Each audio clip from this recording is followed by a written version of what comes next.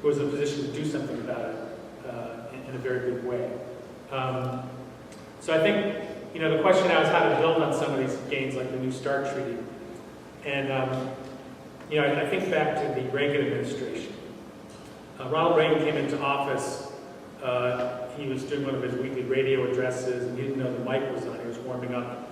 And he said, "The bombing starts in 5 minutes." And he was sort of kidding, but nobody was sure. He also routinely referred to the Soviet Union as the evil empire. He was building a whole new generation of nuclear weapons. This does not seem like the kind of person who we're going to make progress with on disarmament. But a few things happened. First of all, there were changes in the Soviet Union. You had a reformer, Mikhail Gorbachev, who wanted to get rid of nuclear weapons. You had changes in this country. In some of their memoirs, Reagan advisors said that they actually were scared to death of the nuclear freeze campaign. Politically, they thought enough people were getting behind the idea that Reagan had to do something to show people he was not increasing the risk of nuclear war. So he did two things. One is he introduced Star Wars, which was not a particularly constructive approach. The other was he started putting together plans for actually reducing nuclear weapons for the first time since the end of the Cold War. And he actually met with Gorbachev in Reykjavik in 1986, and they came very close to a plan to eliminate nuclear weapons. Some of Reagan's more conservative advisors kind of pulled him back from the brink, literally, including a guy named Richard Pearl, who had such a gloomy view of the Soviet Union that they used to call him the Prince of Darkness. Reagan was turned around. I must say, the other issue with Reagan is that he, in his gut, finally decided that he could not be the one to push the nuclear button. So he had a revulsion to it that was unknown to us at the time when he was using this combative rhetoric. So the combination of his personal transformation, the nuclear freeze movement, the changes in the Soviet Union, all came together for this moment that helped begin to bring nuclear weapons down. And they're now down to about a third of the level they were at the peak of the Reagan administration.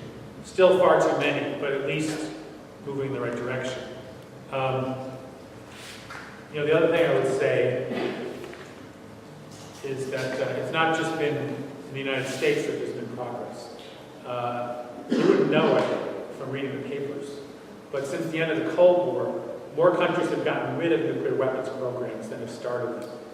And we have every right to be concerned about Iran, about North Korea, about Israel, about the United States, about China, about Russia, Pakistan, India, all the countries that have nuclear weapons or are trying to get them. But even more than that, you had countries like Brazil and Argentina, and Ukraine, and Belarus, Libya, Iraq, and others that decided, South Africa, most of them voluntarily, that they didn't want to have nuclear weapons or nuclear weapons programs because they would be safer and the world would be safer if they didn't do that. So even as we have those challenges of how to keep new countries from getting nuclear weapons, how to get our country to meet its commitments to get rid of ours, there has been this quiet progress that hasn't really been remarked upon.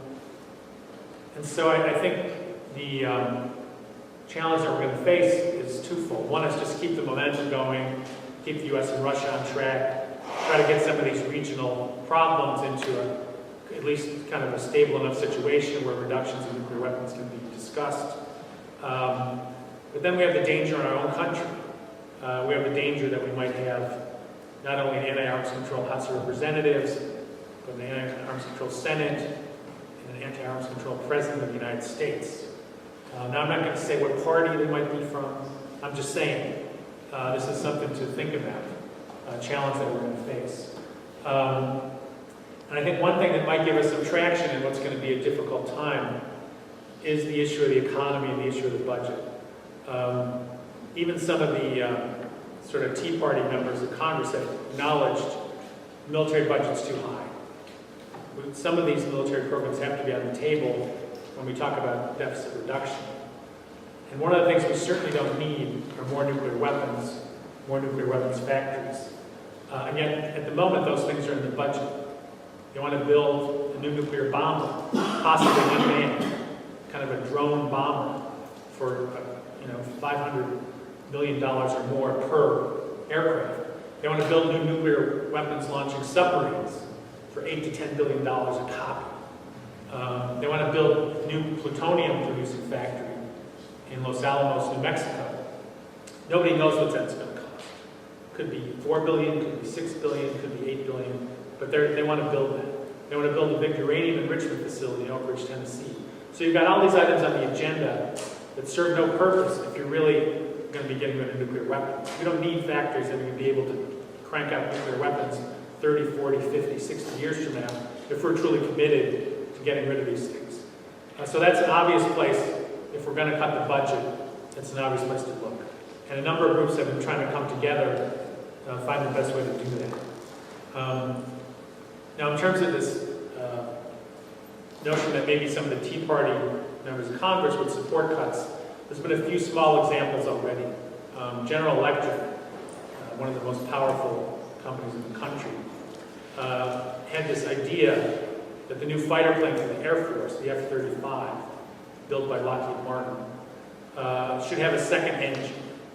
I mean, the plane only fits one engine. The idea is, well, we'll have this one sitting around in reserve in case we want to switch engines, build some with this kind, build some with that kind. The Pentagon and the Air Force said, we don't need this. We've got an engine that works to the extent that these things ever work, and we don't want to build another one. General Electric got Congress year after year after year to put money in the budget to develop this General Electric engine, which is built near the district of John Boehner, now the head of the House of Representatives. So despite GE and all its money, despite John Boehner having it near his district, a Republican from Florida, Tom Rooney, a veteran and a Tea Party sort of enthusiast, said this isn't right. And he sponsored an amendment to strip this out of the budget, to stop GE from putting it in for yet another year. And they won the amendment. He got about 100 Republicans with them, including many of the freshmen who had come in as budget cutters. So it's an interesting possible combination that might come together on some of these military budget issues. But we're going to have to work hard on it because the Heritage Foundation, the arms manufacturers, they're trying to get to these folks and bring them back to the side that says, give the Pentagon a blank check whether we need this stuff or not. So there's going to be a political battle about the military budget. And the other side is really gearing up. The Aerospace Industries Association had a press conference last week in Washington to kick off a campaign called Second to None. I don't mean they mean second to none in terms of our deficit. I think they mean second to none in terms of how many weapons we can build. And at that press conference, one of the executives said, well, if we do the kinds of cuts in the military budget that might happen if the super committee on the budget doesn't, come to an agreement, we could add 1% to the unemployment rate. And I looked into this number; it was completely fabricated, but they threw it out there, just to try to scare people.